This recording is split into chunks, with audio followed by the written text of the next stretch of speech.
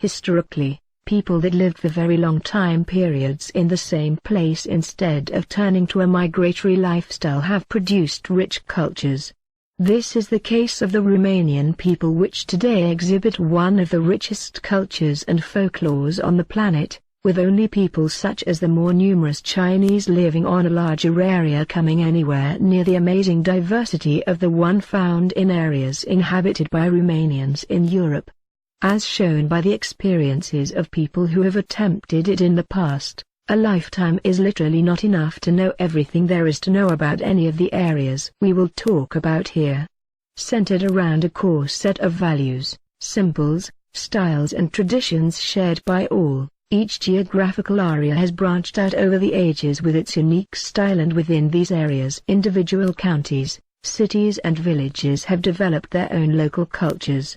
Famous rivalries continue to persist between these geographical areas, counties and villages. These local and regional cultures all share similarities which trace their roots very far back in time and are a testament to the resilience and continuity of the Romanian people. For example, the clothes of a Romanian peasant painted in the 19th century look identical in every way to the Dacian ones we have seen in the previous videos. Those costumes were still worn casually by Romanians at the dawn of World War II, including the famous Dacian shoes, called a pincă.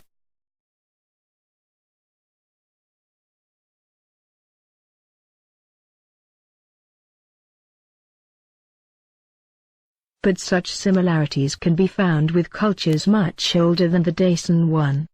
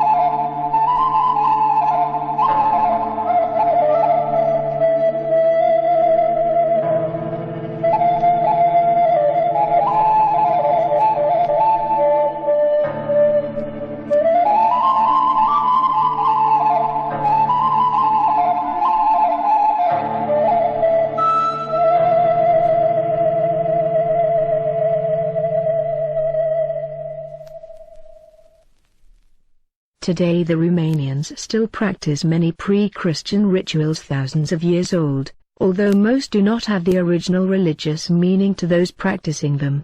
For example, in some parts of Romania, an old Dacian custom of placing a totem pole, instead of a cross, at the head of a tomb is still practiced.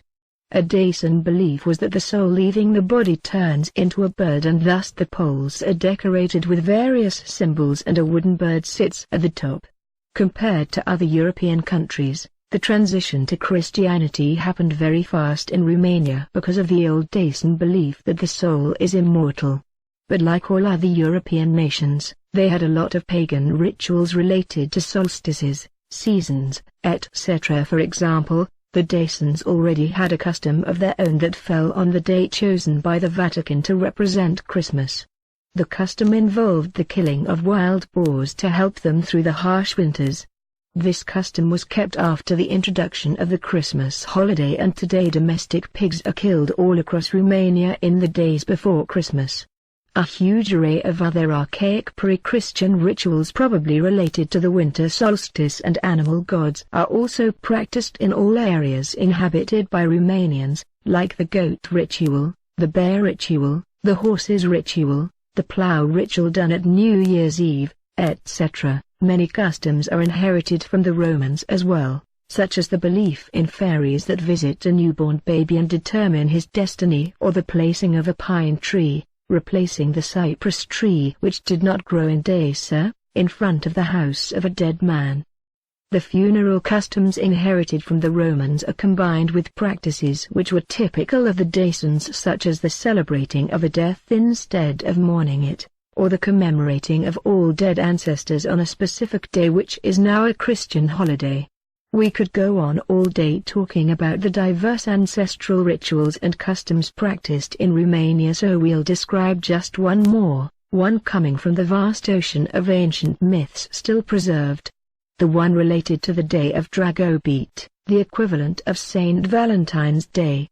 Dragobete is said to be the son of Docia, a daughter of King Decebalus. She has her own myth, related to the passage from winter to spring. Dragobete is the one who ends the winter and lets the spring come and nature revive. This is the time when love revives as well, and animals and birds mate. Young couples who make vows a certain number of times on this day will stay in love for the whole year. The music and dances of the Romanian people are simply too diverse to cover in such a short space. This area is so vast that a meaningful presentation would require a few hours. So we'll discuss a single dance here, one of the oldest. A magical ritual initially. Variants of this ancient dance can also be found in Portugal or in Britain, where Roman legions made up of Dacians were stationed.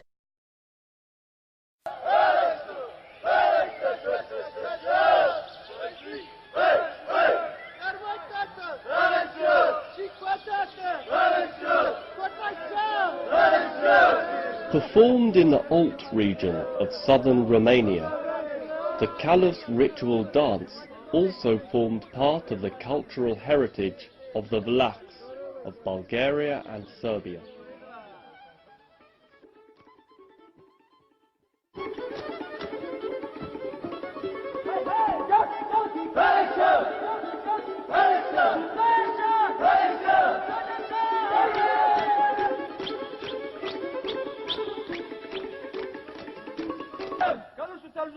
Călușul să-l jucăm! În credință și dreptate! În credință și dreptate! Să ascult comanda vătapului! Să ascult comanda vătapului!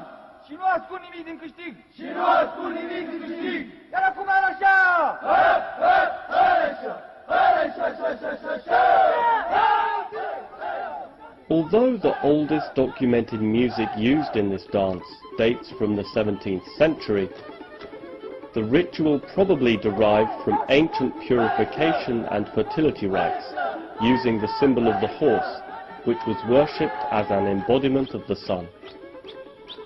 The ritual's name derives from the callus, the wooden part of the horse's bridle.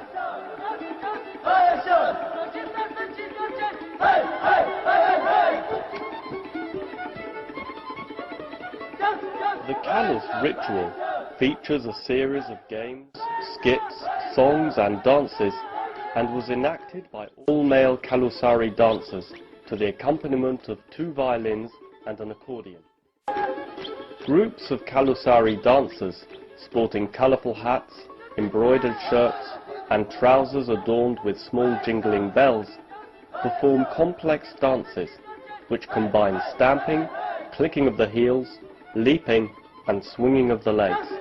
According to tradition, groups of dancing and chanting Kalusari, who are thought to be endowed with magical healing powers, went from house to house, promising good health and prosperity to villagers. Young men used to be initiated into the ritual by a vata, or master, who had inherited the knowledge of death canteche, or magic charms, and the dance steps from his predecessor.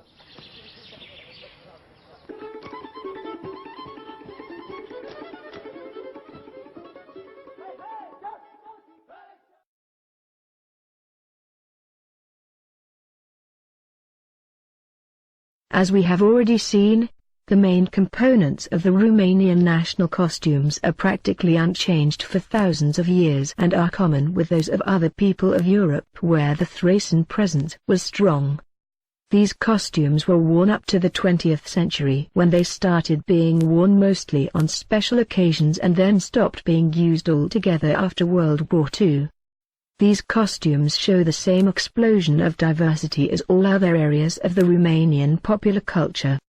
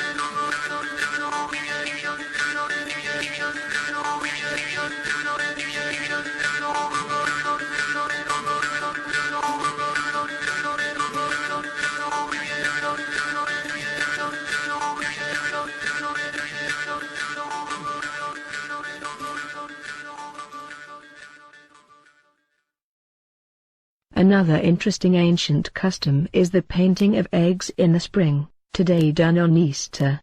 This custom is also practiced in Moldova and the parts of Ukraine close to the border to Romania, where Romanians have been assimilated by the Slavs, roughly matching the area that the Cucutni culture occupied in the past.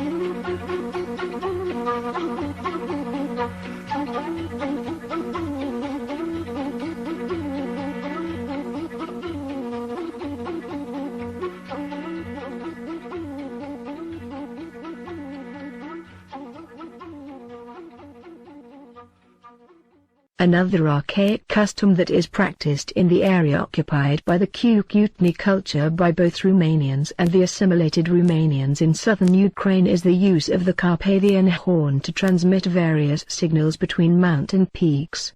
This instrument is thought to date back to the Thracian shepherds.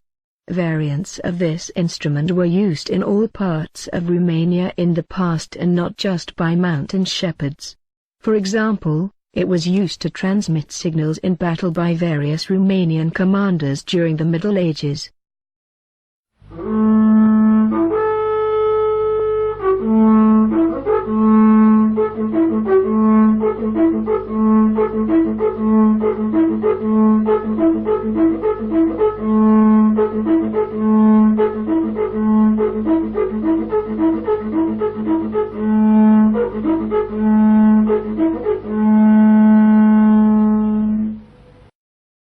Pottery has also occupied an important part in these areas since the Neolithic.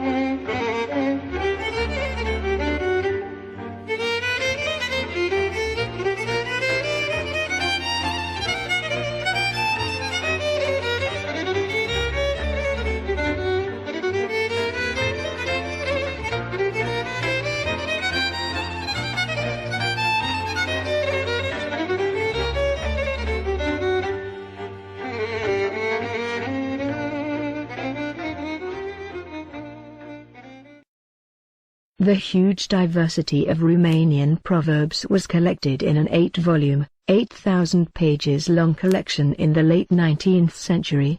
Amazingly, this work was criticized for being incomplete. It would take an English literary genius to preserve the simplicity and rhymes of these proverbs while translating them into English, so I will just post a few of my favorites here.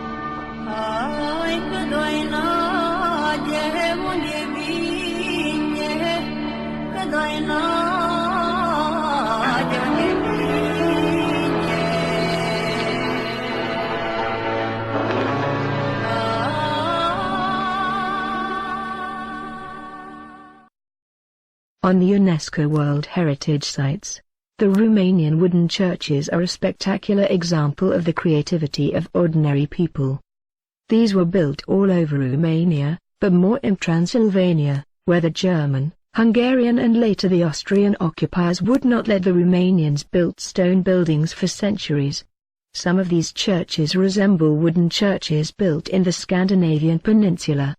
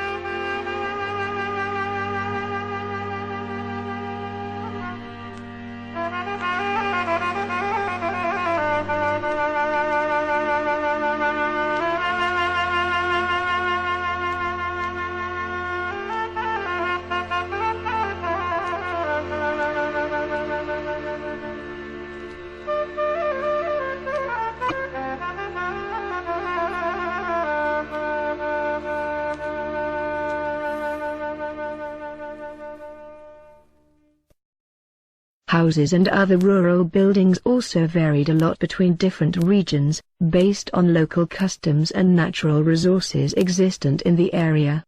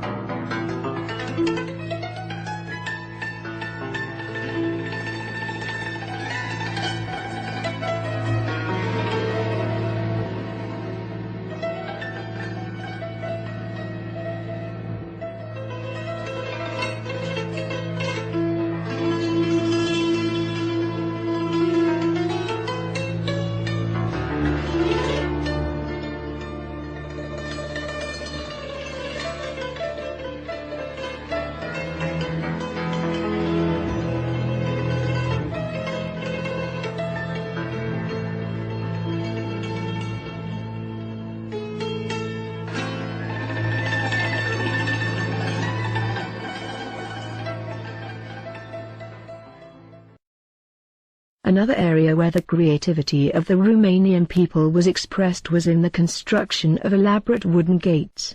This custom was specific mostly to mountainous areas where wood was plenty and was also preserved in a small region inhabited by Romanians that were forced to adopt the Hungarian language in the past.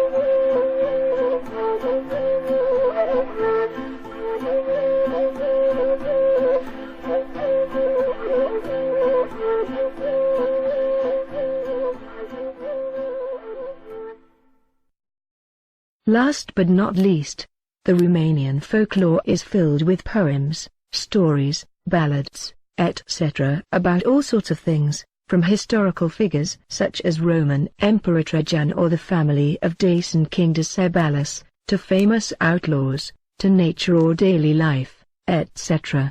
Some of these are simply masterpieces which put most professional poets to shame. We will now listen to one of these peasant ballads, and this will end this presentation. What we've seen here is the tip of the iceberg, of course, but it should give you an idea about the way of life of the simple Romanian people throughout history.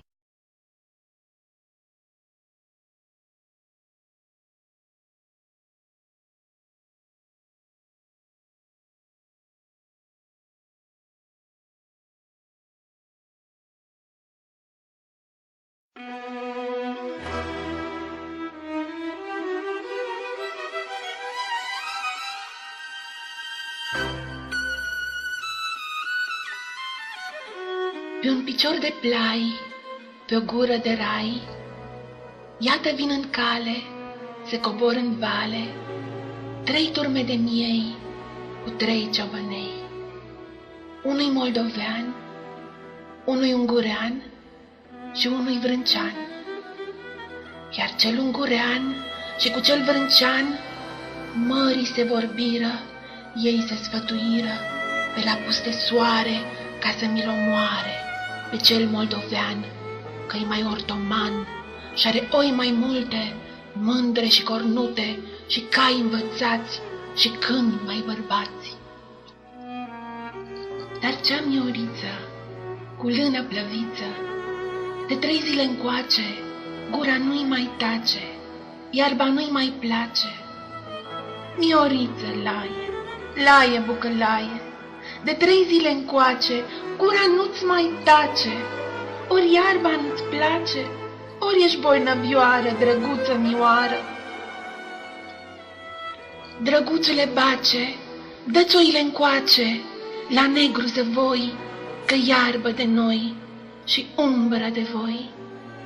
Stăpâne, stăpâne, îți cheamă și un câine, cel mai bărbătesc și cel mai frățesc, că la pus de soare vreau să mi t-omoare baciul ungurean și cu cel vrâncean. Oiță bârsană, de ești năstrăvană și de-a fi să mor în câmp de mohor, să spui lui vrâncean și lui ungurean ca să mă îngroape aici pe aproape, în strunga de oi, să fiu tot cu voi, în dosul stânii să-mi aud câinii, astea să le spui, iar la cap să-mi pui fluieraș de fag, mult zice cu drag, fluieraș de os, mult zice duios, fluieraș de soc, mult zice cu foc. Vântul când abate, prin ele a răzbate, și oile s-or strânge, pe mine mor plânge, cu lacrimi de sânge. Iar tu de omor să nu le spui lor, să le spui curat, că m-am însurat cu o mândră grăiasă, a lunii mireasă, că la nunta mea a căzut o stea, soarele și luna mi-au ținut cu nuna, brazi și păltinași i-am avut nuntași, preoți, munții mari, păsări lăutari, păsărele mii și stele făclii. Iar dacă-i zări, dacă-i întâlni, măicuță bătrână, cu brâul de lână, din ochi lăcrimând, pe câmp alergând și la tot zicând, cine a cunoscut, cine mi-a văzut, mândru ciobănel, tras printr-un inel, fetișoara lui, spuma laptelui, mustăcioara lui, spicul grâului, perișorul lui, pana corbului, ochișorii lui, mura câmpului. Tu, mioara mea, să te înduri de ea și spune curat că m-am însurat.